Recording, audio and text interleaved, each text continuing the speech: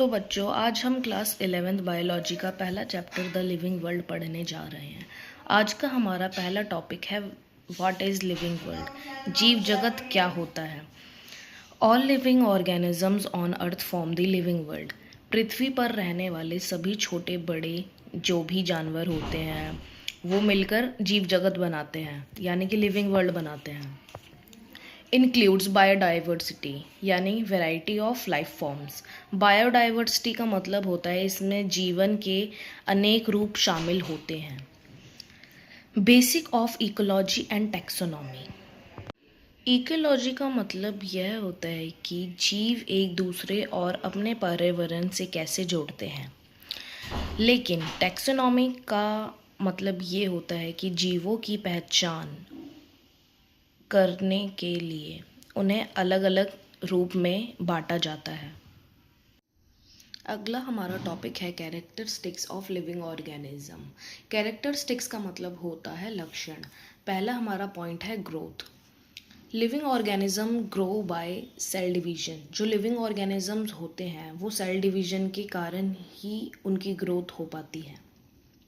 Growth from inside. जो living organisms होते हैं उनकी ग्रोथ अंदर से होती है, जिसे इंट्रिंसिक ग्रोथ कहते हैं। Non living objects increase in size, mass and number of cells. Plants grow throughout life, animals up to a certain age. जो पेड़ पौधे होते हैं वह अपने लाइफ साइकिल में लगातार बढ़ते रहते हैं, लेकिन जो एनिमल्स होते हैं यानी कि जानवर और इंसान वो केवल एक उम्र तक ही बढ़ते हैं। नेक्स्ट पॉइंट है हमारा reproduction. Ability to produce offspring similar to parents. ये एक टाइप की एबिलिटी होती है ऑफस्प्रिंग यानी कि बेबी को प्रोड्यूस करने के लिए जो कि अपने पेरेंट्स से सिमिलर होते हैं। इट कैन बी सेक्सुअल और एसेक्सुअल। ये दो टाइप के होते हैं, या तो सेक्सुअल और एसेक्सुअल। लेकिन कुछ ऑर्गेनिजम्स ऐसे होते हैं जो रिप्रोड्यूस नहीं कर सकते लेकिन वो स्टिल लिविंग होते हैं, यानी कि वो तब भी जी रहे होते हैं। Next point, metabolism. Sum total of all chemical reaction in the body.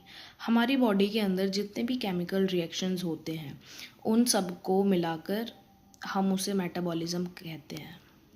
Next point, metabolism. Sum total of all chemical reactions in the body. हमारी बॉडी के अंदर हर समय बहुत सारे केमिकल रिएक्शंस होते रहते हैं। उन सभी केमिकल रिएक्शंस को हम मेटाबॉलिज्म बोलते हैं। इसके दो टाइप होते हैं, कैटाबॉलिज्म, एनाबॉलिज्म। कैटाबॉलिज्म का मतलब होता है ब्रेकिंग डाउन यानी कि टूटना। एनाबॉलिज्म का मतलब होता है बिल्डिंग अप यानी कि जुड़ना। Metabolism is a defining property of living organisms. जो लिविंग ऑर्गेनिजम्स होते हैं वो मेटाबॉलिज्म कर सकते हैं, लेकिन जो नॉन लिविंग होते हैं वो मेटाबॉलिज्म नहीं कर सकते। ये एक डिफाइनिंग प्रॉपर्टी होती है मेटाबॉलिज्म की। Next point, cellular organisation. All living organisms are made up of cells. जितने भी जीव जंतु होते हैं वो सेल से बने होते हैं। Cell is the basic structural and functional unit of life. Cell हमारा basic structural and functional unit है लाइफ का, यानी शरीर का जो भी बॉडी स्ट्रक्चर होता है और सारे काम सारे सेल्स के कारण ही होते हैं। लास्ट पॉइंट, कॉन्शियसनेस यानी कि respond to stimuli. Ability to sense and respond to environmental changes, यानी कि अपने आसपास के माहौल या पर्यावरण में होने वाले बदलाव को महसूस करना और उनको रिएक्ट करना या रिस्पॉन्स करना को बोलते हैं consciousness. Example, human withdraw hand from heat. गर्म वस्तु छूने पर तुरंत हाथ पीछे खींच लेना।